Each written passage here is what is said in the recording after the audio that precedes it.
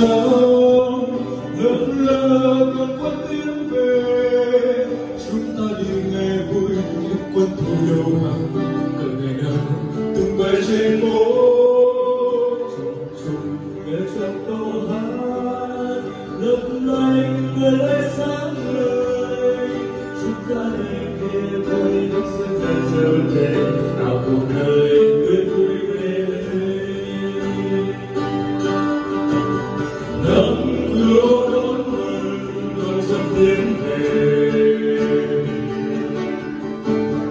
như loài hoa đón chờ giờ năm cánh đào chạy dòng sương sớm lộng lẫy. Chúng ta ước lại hoa sắc vẫn say ngày xa ở phố phường Hà Nội xưa yêu dấu. Chúc hai ngày mai vẫn tương lai vào tay với duyên đời Hà Nội xinh vẫn thế.